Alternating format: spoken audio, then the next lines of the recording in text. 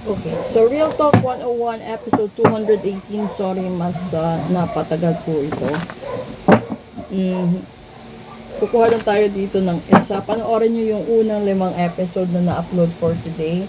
And then, follow, like, and share na rin po. At saka yung ibang apps ko, yung blue app, yung red app. Nandyan po yung link sa ibaba ng profile picture. Kuha tayo isa. Real Talk. Patience, and that is Tiger. Okay. O, diba? Ito yung pinakamahirap. Yung pahabain yung pasensya mo. You are being reminded that persistence is what is necessary to attain your goals, and you need to be patient and trust that the universe will help you through your challenges, and divine timing. Success is guaranteed.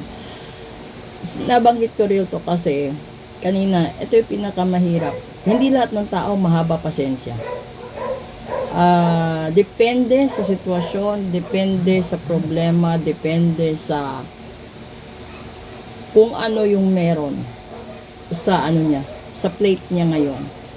Kasi magkaiba naman, real talk. Magkaiba yung problema ng tao. May problema yung tao, may problema sa trabaho, problema sa pamilya, problema sa pera, problema sa negosyo, mga kaibigan, etc. Marami kasi, basta ganun yung factors. Kaso nga lang, may mga tao din na hirap din balansin yung pasensya nila sa buhay kasi nasanay sila na madali ang lahat para sa kanila. Nasanay sila na mayroong gumagawa nun para sa kanila. Dumating yung punto na lahat ng gumagawa nun wala na sa tabi nila. So, dun talaga masusubok kung gaano kahaba pasensya mo kung wala na yung mga taong nakasanayan mo sa tabi mo. Kasi hindi sa haba ng buhay mo, katumbas, na meron, andun sila. Ang daming tao na nasanay na may gumagawa nung bagay na yon para sa kanila. Pero meron din namang mga tao na sinanay ng panahon at hinubog ng pagkakataon na matuto siyang tumayo sa sarili niyang paa, maghanap ng sarili niyang makakain, maghanap ng sarili niyang income, bumili ng sarili niyang pagkain, bumili ng sarili niyang mga bagay na gusto niyang makamit or mabili sa buhay niya. Real talk yan. May mga tao din na kahit nga ultimo paghugas ng pinggan, hindi alam eh. Pag ligpit ng mga sarili niyang gamit, hindi rin niya nakasanayang gawin, di ba? Yun yung mga tao na maiksi ang pasensya. Kasi sanay sila na may gumagawa para sa kanila. Yung hindi nila inaasahan, yung mawala, yung mga taong na gumagawa nun para sa kanila. And then kapag dumating sila sa ibang bahay, sa ibang lugar, sa ibang pagkakataon, kalaunan makikita mo yung ugali. Ganun. Real talk. Maiksi ang pasensya. Yung iba, maiksi ang pasensya dahil sa relasyon na, kung gusto nyo kasi lagi kailangan talaga sa relasyon. Yung iba, maiksi ang pasensya nito kapag alam niya siya yung may pagkakamali, alam niya siya yung may pagkukulang, pero hindi niya maamin sa sarili niya. Ito yung narcissistic na tao na siya yung dahilan ng punot dulo ng problema sa relasyon. Pero hindi niya maamin. Ituturo niya sa kabila o sa isa na siya yung may pagkakamali kaya nasira yung relasyon. Yan yung tipo ng taong narcissistic na hindi niya tatanggapin sa sarili niya na siya yung una na naging dahilan kung bakit nagkahiwalay kayo, kung bakit kayo nagkasiraan, gano'n. Kasi 'di ba? Real talk. Sa isang pagsasama kasi, sinasabi lagi na it takes two to tango. Totoo yun. Kasi hindi naman talaga po pwedeng mag-work on yung relationship kung hindi kayo magkasundo. Dalawa. Bakit?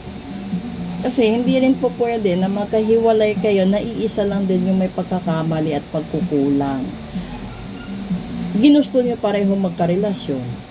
Ginusto nyo pareho magkaroon ng anak. Ginusto nyo magkaroon o magsama sa isang bubong.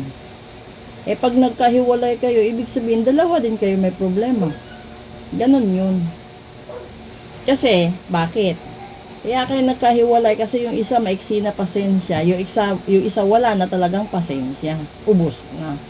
So, real talk din po yun. So, kung ilalagay din naman natin sa trabaho, kung hindi mo na kaya yung mabigat na trabaho, siyempre bibitaw ka, aalis ka, maghahanap ka ng trabaho na iba. Madali lang yung trabaho, maliit naman yung sahod. Kung gusto mo magkaroon ng malaking sahod, mas mahirap yung trabaho.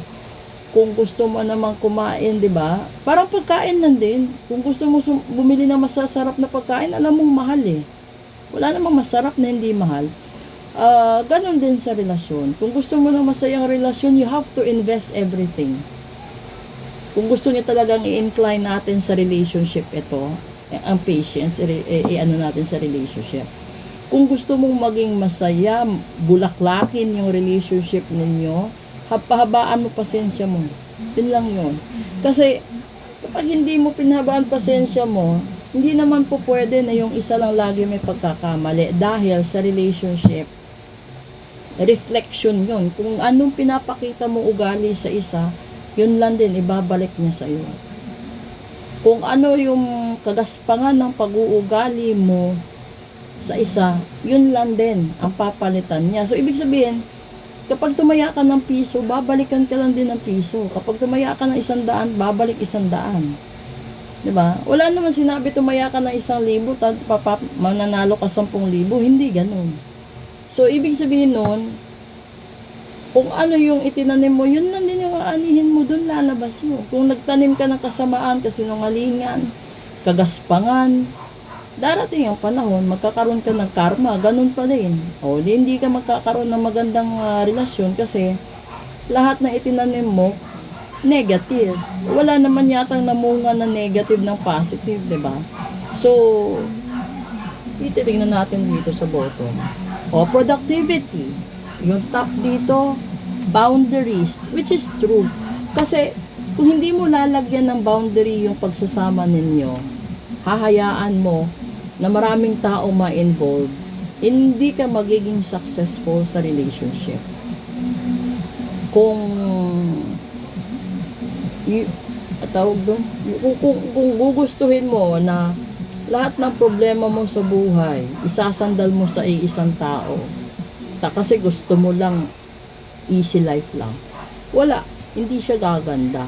So, kung babalikan mo dito yung patience, yung last dito na sinabi is, your challenges in divine timing, success is guaranteed. So, ibig sabihin, sinusukat ng Diyos kung hanggang saan yung pasensya mo bago niya ibigay sa'yo yung swerte yung hinahanap mo.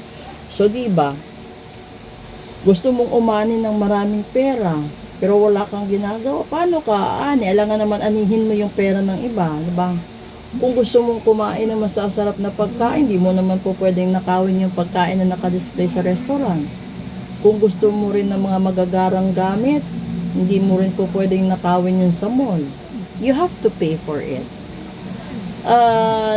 Just like sa relationship, if you wish a complete happy relationship, then you have to provide half of the responsibilities. Kasi dalawa kayo doon. So, ibig sabihin hati kayo. So, if you invest 50%, then the other person will invest another 50. If you invest 25, it is impossible that the other person will invest 80. Yun magpapakatandaan, yung real talk yun. Kaya nga ang daming nagkakahiwalay, it is because of imbalance contribution of emotions, effort, and timing. And isa doon sa ugali is the patience itself. Kasi hindi ka naman nakipagrelasyon para lang sa masasarap na bagay. Nakipagrelasyon ka at dapat handa ka sa lahat ng masaklap na mangyayari sa pagsasama ninyo. Kasi doon mo makikita ugali ng tao. At yun yung susubok sa pasensya mo kung gusto mo pa ba o aatras ka. That's the real talk process right there. Good afternoon po.